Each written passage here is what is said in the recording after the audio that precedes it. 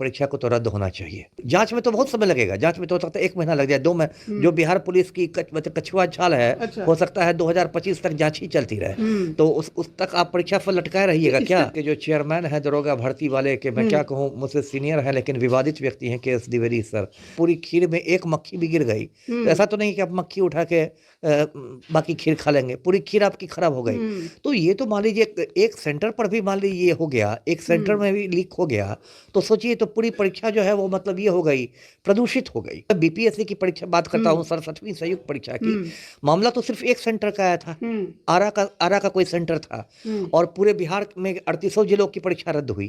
तो 1-2 सेंटर की बात, यदि एक भी सेंटर में यदि चूक हो जाती है तो ये तो पूरी परीक्षा मतलब प्रदूषित हो जाती है। कि कोई मोबाइल लेके जा रही है और जमर भी आपका खराब हो रहा है, ये तो कुछ ज्यादा ही संयोग हो गया।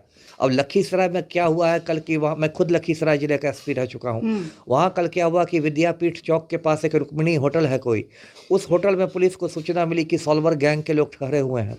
पुलिस ने वहाँ पर मतलब दबिश डाली, छापा डाला, तो वहाँ पर 3-4 लोग पकड़ा गए। नमस्कार, आप लाइव बिहार देख रहे हैं, मैं हूँ राजमोहन तिवारी। कहूँ ये तो बिहार का दुर्भाग्य। अब तो ऐसा हो गया कि पेपर लीक होने की खबर पर लोगों ने चौंकना बंद कर दिया। अच्छा।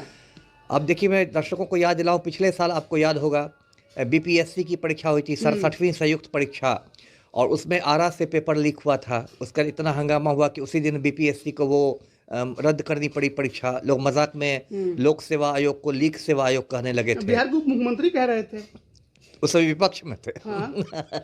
लोक सेवा आयोग को लीक सेवा आयोग कह रहे थे। उसके बाद आप देखिए, पिछले साल ही ये बीएसएससी वालों की परीक्षा हुई, उसमें पेपर लीक कर गया, फिर उसकी परीक्षा को रद्द करना पड़ा।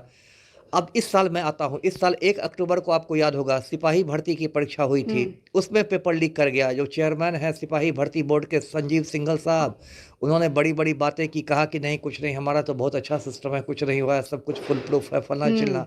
बाद में जब इतने सबूत इकट्ठे हो गए, आर्थिक अपराध इकाई में एफआईआर करना पड़ा, लोगों की गिरफ्तारियां हुई, तब जाकर सिपाही भर्ती बहाली रद्द हुई 2 अक्टूबर को। और उसके बाद से फिर उसकी पुनर्परीक्षा अब तक हुई भी नहीं है, लोग लटके हुए हैं। अब देखिए नई बात आई है, परसों यानी 17 दिसंबर को बिहार में दारोगा भर्ती वाली परीक्षा हुई थी, लिखित परीक्षा। 1275 रिक्तियां हैं जैसा आपने बताया।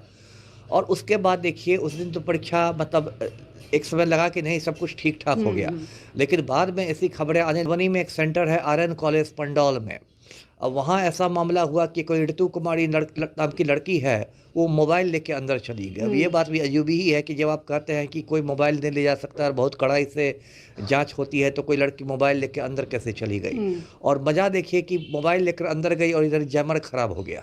ये भी देखिए मतलब क्या संयोग है। तो इससे ठनकता है कि जैसे लगता है कि मतलब पूरे मिली भगत वाली बात हो कि कोई मोबाइल लेके जा रही है और जमर भी आपका खराब हो रहा है, ये तो कुछ ज़्यादा ही संयोग हो गया। उसके बाद जो ऋतु कुमारी का पति है, संजीव कुमार नाम है, वो बाहर से उसको ये भेज रहा है, उत्तर भेज रहा है। उसके बाद जब ये लोग पकड़े गए तो वहाँ एसडीओ पहुँचे, इन दोनों की गिरफ्तारी हुई। अब जांच पड़ताल चले, ये पता नहीं उसमें क्या हो रहा है। अब इधर ये बात हो ही रही थी कि अभी मैं देख रहा था सुबह सुबह लखीसराय पुलिस की प्रेस विज्ञप्ति देख रहा था। अब लखीसराय में क्या हुआ है कल की, वहाँ मैं खुद लखीसराय जिले का एसपी रह चुका हूँ, वहाँ कल क्या हुआ कि विद्यापीठ चौक के पास हो जाती, एक मछली तालाब को गंदा करती। ये तो जांच का विषय है कि ये जो पेपर लीक हुआ, जो भी प्रश्न पत्र बाहर आए, वो कहाँ कहाँ पहुंचे और कितने अभ्यर्थी इससे प्रभावित हुए, कौन कौन से जिले में इस प्रश्न पत्र ने प्रभाव छोड़ा, बिना जांच के रद्द कर देना आपको सही लगता है? नहीं, अब तक जिसको आप कहते हैं, जिसको कानून की भाषा में हम लोग कहते हैं प्रथम दृष्टिया, या इंग्लिश में कहते हैं जिसको प्राइमा फेसी, ये प्रथम दृष्टिया ऐसा लग रहा है कि मतलब ये मतलब लीक हुआ है पेपर। जांच में तो बहुत समय लगेगा, जांच में तो हो सकता है 1 महीना लग जाए, 2 महीने। जो बिहार पुलिस की कछुआ छाल है, अच्छा। हो सकता है 2025 तक जांच ही चलती रहे, है ना। मान लीजिए आप परीक्षा, जैसे कि अब मैंने सिपाही बहाली की बात की, 1 अक्टूबर को जब परीक्षा में पेपर लीक हुआ तो सिंघल साहब कह रहे थे कि नहीं रद्द होगी, तो बहुत सब कुछ ठीक ठाक हुआ। तो लेकिन मान लीजिए सच तो रद्द हो गई परीक्षा, इतना चौतरफा दबाव पड़ा, लेकिन मान लीजिए परीक्षा रद्द नहीं होती तब तो फिर वो अन्याय हो जाता, जो मेहनत करके जो लोग बच्चे आए हैं। अभी उतना कुछ बड़ा प्रूफ नहीं मिला कि प्रश्न पत्र कितने बजे वायरल हुआ, कब बाहर निकला, कहां से वो सही समय पर बाहर निकला जिससे पूरा परीक्षा दूषित हो। ठीक है, वो मैं आपकी बात मान रहा हूँ कि आप कह रहे हैं कि हम जाँच में ये बात नहीं है। लेकिन देखिए मेरा भी जो अपना अनुभव जो रहा है ना? मैं कोई हवा में तो नहीं बात कर रहा ना, मेरा जो अपना अनुभव रहा है, मेरी जो अपनी समझ है, उससे ये लगता है कि कम से कम एक जगह, एक आरएन कॉलेज पंडौल में तो लगता है जैसे कि पूरा मतलब जो मैनेज्ड था, पूरा जो ये सेंटर था मैनेजमेंट। सेंटर ही मैनेज्ड था और ये कोई अजीब बात नहीं है। मैं मैं वहाँ था एसपी बक्सर की बात मैं कहता हूँ, वहाँ तो लोग बताते थे कि ये जो परीक्षाएँ होती है, लॉ की परीक्षा, ये परीक्षा पूरा का पूरा मतलब वो केंद्र बिकता था। अच्छा। उसके परीक्षार्थी मतलब चंदा करके पैसे देते थे और उसमें केंद्राधीक्षक को भी हिस्सा मिलता था, अच्छा, है ना? आपको लगता है यहाँ भी वही कहानी है? क्यों नहीं? जो बक्सर में हो सकता है, मधुबनी में क्यों नहीं हो क्यों सकता नहीं है? हो